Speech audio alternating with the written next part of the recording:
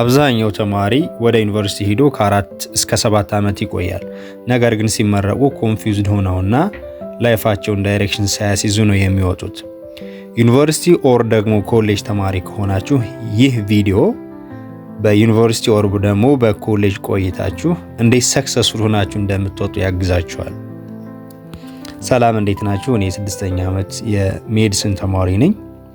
ለ6 ዓመት ያካበትኩትን ኤክስፒሪየንስ እና ልምድ በትንሽ ደቂቃዎች ለእናንተ ላካፍላችሁ ወዳለሁ።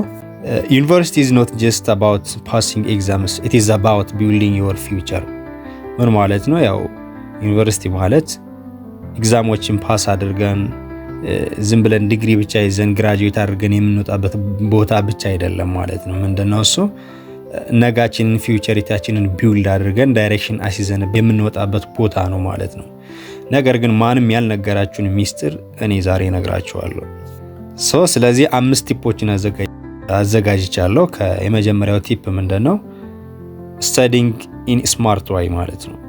ዩኒቨርሲቲ ላይ ቆይታችሁ ምንድነው ማድረግ ያለባችሁ ሁኔታ in smart way በሆነ መልኩ ማንበብ ግድ ይላል ማለት ነው። ዝም ብሎ ማንበብ ብቻ ሳይሆን ኮንሴፕቱን በደንብ ተረድተን ኦርጋናይዝድ ኤንድ ኤግዛም ኦሪየንትድ በሆነ መልኩ ሳንጨናነቅ ተረጋግተን ማንበብ ግድ ይለናል ማለት ነው። ምክንያቱም ግቢ ላይ ያለን ቆይታ የሚወሰነው ባለን አካዳሚክ ፐርፎርማንስ ስለሆነ። ሁለተኛው ቲፕ ደግሞ ማኔጂንግ ዮር ታይም ማለት ነው። ምንድነው እሱም? ያለን እንቁ ሀብት ምንድነው? ጊዜያችን ነው። ይሄን ጊዜያችንን ታይማችንን በአግባቡ ስኬጁል አውጥተን መጠቀም ይኖርብናል ማለት ነው። ለምሳሌ ናፕ መውሰድ ባለብን ሰዓት ናፕ መውሰድ፣ መዝናናት ኦር ደግሞ ራሳችን ሪፍሬሽ ማድረግ ባለብን ሰዓት ራሳችንን ሪፍሬሽ ማድረግ ያስፈልጋል። ሌላው ደግሞ ሶሻል ላይፍ፣ ለምሳሌ ከጓደኞቻችን ጋር እንደዚህ ከሌሎች ተማሪዎች ጋር ኮሙኒኬት ማድረግ ባለብን ሰዓት ከነሱ ጋር እንደዚህ ኮሙኒኬት ማድረግ ኦር ደግሞ ሌላ እንደዚህ ሚዲያ ክለቦች ላይ መሳተፍ ካለብን ሚዲያ ዩኒቨርሲቲ ላይ ያሉ ክለቦች አሉ፣ እነሱም ጋር እንደዚሁም ሚዲያዎች ላይ መሳተፍ ካለብን መሳተፍ ማለት ነው። ለሁሉም ጊዜ ሰጠነው ሁሉንም ባላንስ አድርገን መሄድ ያስፈልገናል ማለት ነው። በማይጠቅምና ሰዓታችንን በማይገባ ሁኔታ ላይ ማሳለፍ ኋላ ትልቅ ዋጋ ያስከፍለናል። ሶስተኛው ቲፕ ደግሞ ምንድነው? ቢልዲንግ ስኪልስ አውትሳይድ ዮር ዲግሪ ማለት ነው። እሱ ምንድነው? አብዛኛው ተማሪ እንደውም የሚሸወደው እዚህ ላይ ነው ማለት ነው። ምንድነው? ዲግሪ ብቻ ይዞ ተመርቆ መውጣት በቂ አይሆንም ማለት ነው። የሆነ ስኪል ይዛችሁ መውጣት ይኖርባችኋል ማለት ነው። የያዛችሁት ስኪል ነገ ላይ ኦር ደግሞ ከረንትሊም ሊሆን ይችላል ማለት ነው። የሆነ ቢዝነስ ልሰሩበት የምትችሉት የሆነ ኦር ደግሞ ገንዘብን ሜክ የምታደርጉበት የሆነ ጎን ለጎን ገቢ ማምጣት የሚችል የሆነ ስኪል ይዛችሁ መውጣት አለባችሁ ማለት ነው። ምንድነው? ብዙ አይነት ስኪሎች አሉ። ከናንተ ፍላጎት ጋር የሚሄደውን የሆነን ስኪል ይዛችሁ እንድትወጡ ሪከመንድ አደርጋለሁ። አራተኛው ቲፕ ደግሞ choosing your environment carefully ማለት ነው። ያ ምንድነው?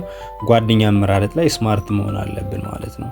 ብዙ አይነት ሰዎች አሉና ከኛ ሰክሰስ ጋር አብረው ሊሄዱ የሚችሉ እኛን ወደ ሰክሰስ የሚገፋፉን ሰዎችን ወይም ደግሞ ጥሩ ጓደኞች ጋር ብንውልና ከነሱ ጋር ጓደኝነት ብንመሰርት ተጠቃሚ እንሆናለን ማለት ነው። በተቃራኒው ደግሞ ምንድነው?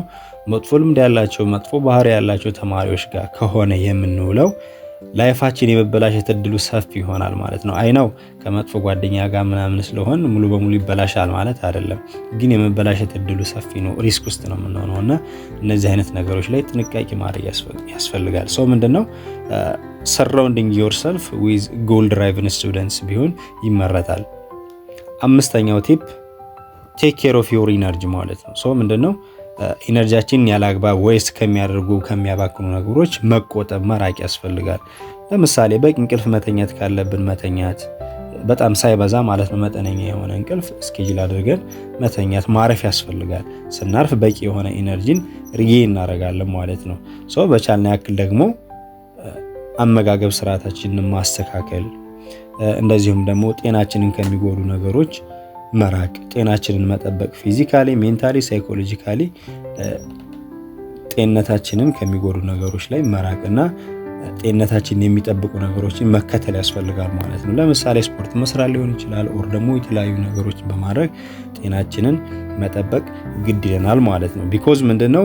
ይህ ሴቭ ያደረግነው ኢነርጂ ለስኬታችን ፓወርም ደግሞ መነሻ ይሆነናል ማለት ነው። ጠቅላላ ሳደርጋቸው እነዚህን አምስቶችን ቲፖች ምንድነው የዩኒቨርሲቲ ቆይታችን ወይ የታይማችንን ጊዜያችንን የምናባክንበት ቦታ ነው ኦር ደግሞ ነጋችንን ፊውቸሪቲያችንን ቢውልድ አድርገን የምንወጣበት ቦታ ይሆናል ማለት ነው።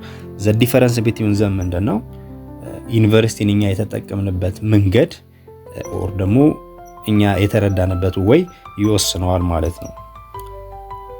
ቪዲዮን ከወደዳችሁትና ጠቃሚ ሆኖ ካገኛችሁት ሰብስክራይብ በማድረግ ቤተሰብ ይሁኑ።